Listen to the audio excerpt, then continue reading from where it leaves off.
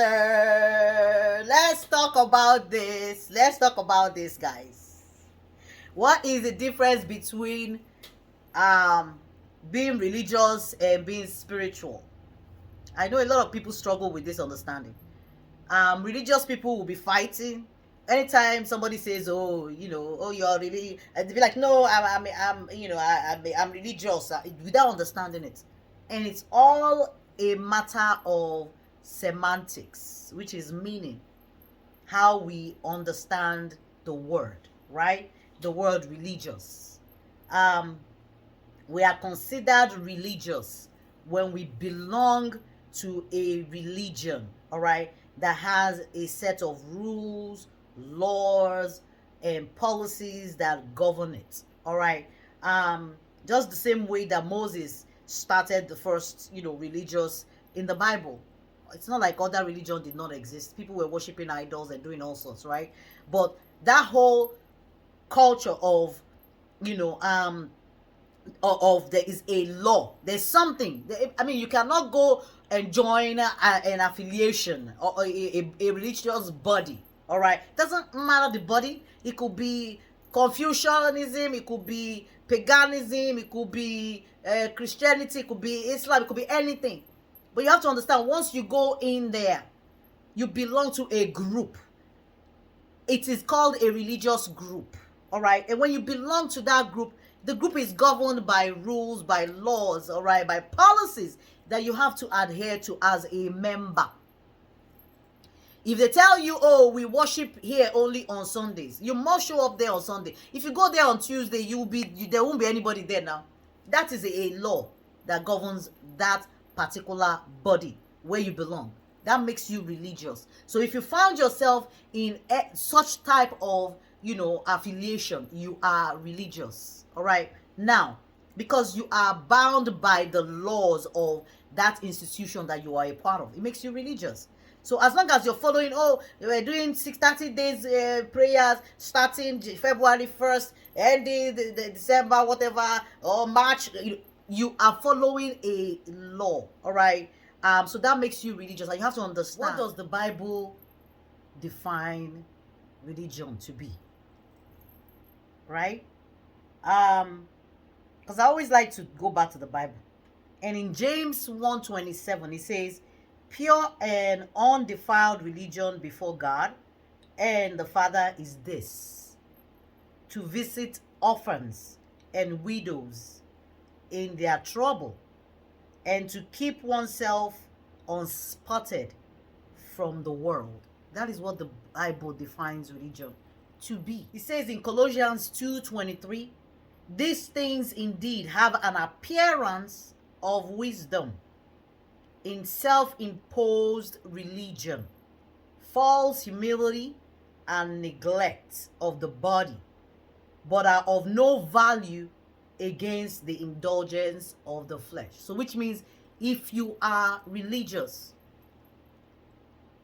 we cannot claim that we are not subject to the desires of the flesh. So because you belong to a religious organization does not mean you're immune to sin. You understand?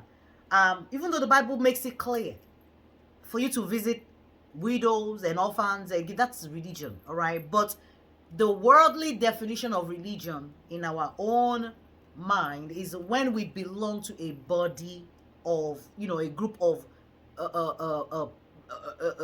people, a group of association, where we go and we are bound by those laws, okay, by the policies and by their modus operandi, okay. That's when we are considered religious. Now, what does it mean to be spiritual? You become spiritual the day you transition from religion to spiritual, all right? We start off, every one of us starts off as, religious, because we believe in something. Even you don't believe in something, you still believe in something. You're not believing in anything believes in something. So which means that nothing that you don't believe in is something. You don't believe in it. It's a religion for you. So we start off as religious until we transition or we make it over to the spiritual. Now the spiritual is not bound by law. You transition to that, mindset when you understand that you are not bound by laws, by rules, um, that that is made by man. All right. You're not bound by, you know, by those rules, by those laws that, govern our affiliation or our belonging to a particular sect. um Being spiritual is mind liberation. It talks about spiritual maturity. When we get to the point of where we have become spiritually mature, we shed the cage, those things that keep us in a particular sect. Because you have to understand, Christ did not belong to a sect, even though we have carved out an entire religion, all right, based on that, which is okay, which is what he wants us to do, because he wants you to say, you cannot just jump and become spiritual without passing through the fire, without passing through, flesh. You have to go through the flesh before you can ascend and get to spirit. It's just a natural progression, a natural process. So you have to start from a religion, a religious belief, belonging to a group of people. Even when you don't believe, you belong to a group of people who do not believe. All right. So you start off from that group of people who do not believe until you move to a freeing mindset, to a place where you now understand that Christ came and put an end to the law. Okay, his death is not in vain. He came and he said, I didn't come here to tell you not to be religious. You have to pass through it. You have to pass through it to get to the other side. This is when you find yourself on the other side that you now become spiritual. Now, I have to mention this clearly. There is the middle, which God does not advise us to be in the middle. That is why when I see people struggling with, questioning, this is where we, at our transitional phase, where we're in that middle phase of, you're out of this group of this mindset of feeling like you have to adhere to rules and regulations and laws that govern a particular body. When you feed your mind from that, and you're now in this place in the middle, before you transition over to the spiritual, you're there. It's a place of questioning. But we have to be careful not to get stuck there, because we question, we ask, which is what we're supposed to do before we can arrive on the other side. Now, if you're questioning and you get stuck there, it becomes a problem. Because when you question, you're supposed to question and get your answers and have your understanding so that you can move. All right, because the Bible makes it clear when it says he wants you to either be hot or cold. If you're lukewarm, he said, I will spit you out of my mouth. You can't be on the middle track.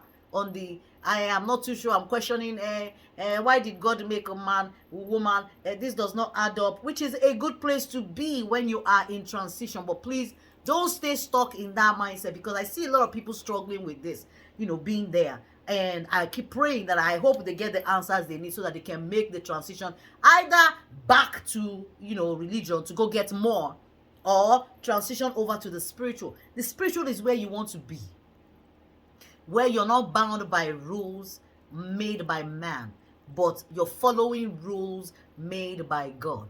All right, it becomes a personal relationship. It starts off from a group relationship, like saying, some people will tell you, congregation of the brethren. You start off with that until it becomes a solo journey between you and God. It becomes a personal relationship. It cannot be personal relationship when you belong to a body, when you're governed by rules and regulation. You're following a crowd. You have to get to a place where you can separate yourself from the crowd into, building that personal relationship with God. It does not matter your religion. That's why I love the Bible, because the Bible does not box you into a particular religion. It tells you what you need to know, the truth. And those who take the Bible as a religious, text, we'll see it as such, and they'll be stuck there in that mindset. But we're meant to see the Bible as a tool, all right, a tool for guidance to help us better understand why we're here on earth, what our journey is all about, how we need to move. If you understand how to use this tool, you begin to move correctly. If you don't understand it, then you'll be going round and round and round and round in circle until the end of time. And you don't want to be stuck. You don't want to be in the middle, because, like, the Bible says, I will spit you out of my mouth. You don't want to be stuck there until, the breath is no more inside of you. You want to make sure that you are able to understand, grasp, and then transition over to the spiritual. That is the difference. All right. We are religious until we become spiritual. When you get to a point of understanding and freeing of your mind, is when you move from being under the law to being free from the law. I hope you get it. I hope you get it. This is your teacher, Chichi. All right, guys. Bye.